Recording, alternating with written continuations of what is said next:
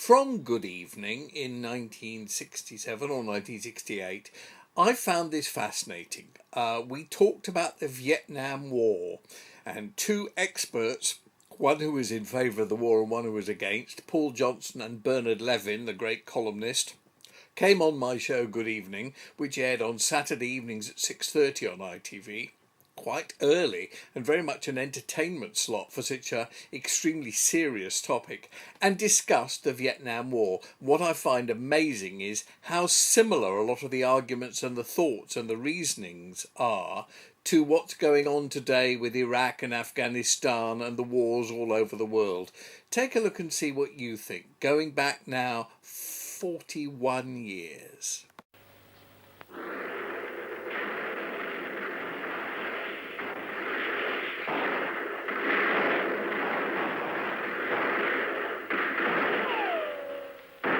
Vietnam, this is the film you see night after night on the news bulletins. The casualty figures are appalling.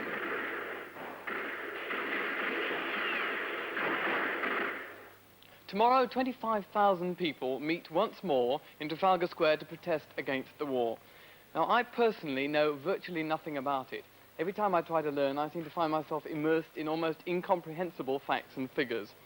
I also really believe that a lot of people who profess to know about it are merely moved by the sort of emotional hysteria that grips either side. All I do know is that Vietnam is a very small country in the southeast corner of Asia. Capital of the communist-ruled north is Hanoi. Capital of the American-dominated south is Saigon. How or why the war started, why it's going on so long, I really have no idea. I do know that most people are completely divided on the entire issue. And in the studio, we've got two experts who represent either side. Simply and clearly, I'd like to know both points of view. A man who believes that the war is necessary, Bernard Levin. The history of the Vietnam War is long and complex. The original intention has since altered beyond recognition. The participants are often as confused as the terrain and the military maneuvers on it. But the essence of it and the main principles of it, I believe, are simple. For many years now, the North Vietnamese communist regime, aided by its adherents and supporters in South Vietnam, have been attacking South Vietnam with a view to subjugating the entire country. There are at present, for instance, over 200,000 regular North Vietnamese troops outside their own borders. And note that there are no South Vietnamese troops in North Vietnam, and there is no intention on the part of the South Vietnamese of attempting or wishing to invade North Vietnam. All the invaders are going the other way.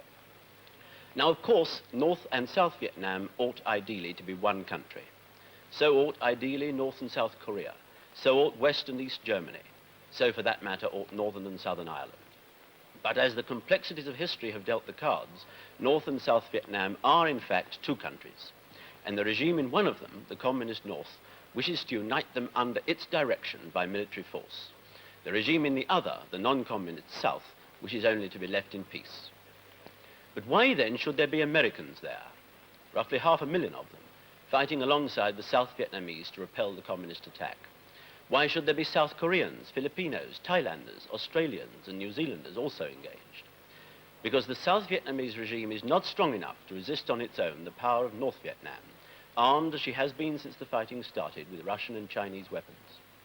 So the South Vietnamese called on the world for help, as Poland called, not in vain, on Britain for help when she was attacked by Hitler in 1939, and as South Korea called, not in vain, on America and Britain for help in 1950, when she was attacked by the communists of North Korea. But even so, why should Americans and Australians and New Zealanders, from countries which are not themselves involved, enter and stay in this terrible war? The Americans are getting nothing out of it but dreadful losses in young men, an appalling financial strain which is hurting them at home, and the hatred and abuse of thousands of people.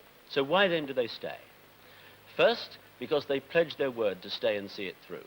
But second, and more important still, because they believe that aggression, whether it is of the communist or Nazi variety, is never satisfied with one conquest, but will go on, as Hitler did and Stalin did, pushing out its boundaries until it is stopped. The Americans believe, and I believe they are right, that if communist aggression is not stopped in Vietnam, it will one day have to be stopped elsewhere. Malaya, Singapore, Burma, or India perhaps, and at a far greater cost, possibly even the ultimate cost of a nuclear war. That is why the Americans are sticking it out, and that is why I am grateful to them for doing so. because I believe that their struggle, in the end, is our struggle also. Thank you. Paul Johnson, the editor of the New Statesman. I think one could put this in perspective by dismissing the Cold War elements in it to begin with, and look at this as the relic of a colonial war. The French, who occupied Indochina, as it then was, until 1945, at one moment thought of giving it up. They almost did give it up.